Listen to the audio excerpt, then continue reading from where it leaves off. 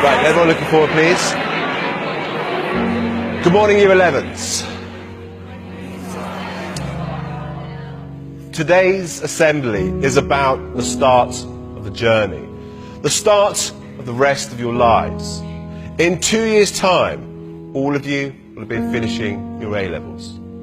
In 3 years' time, you'll be studying across the world, studying at the university of your choice.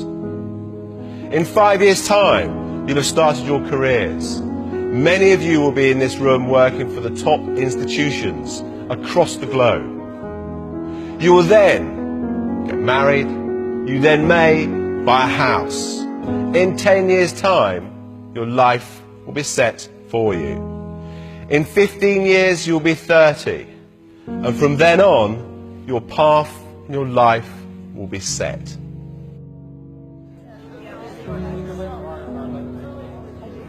I'm sorry, Mr. Headmaster. Let me tell you why that approach may fail you. I know people who graduated at 21 and didn't get a job till they were 27. I know people who graduated late at 25 and they found work immediately.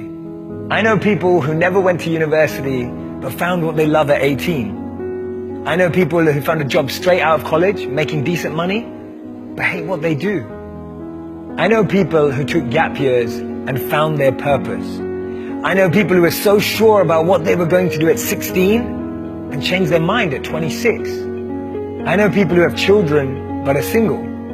And I know people who are married but have had to wait 8 to 10 years to have children. I know people in relationships who love someone else. I know people who love each other but aren't together.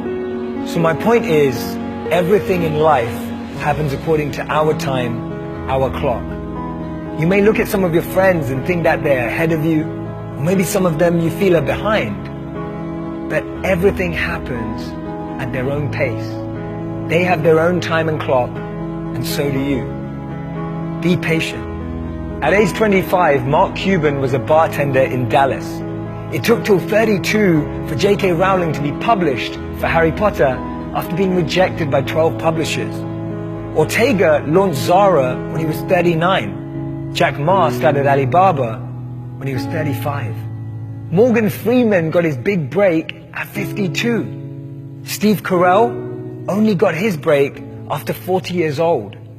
Virgin was started by Richard Branson at 34. Getting your degree after 25 is still an achievement. Not being married at 30 but still happy is beautiful. Starting a family after 35 is still possible.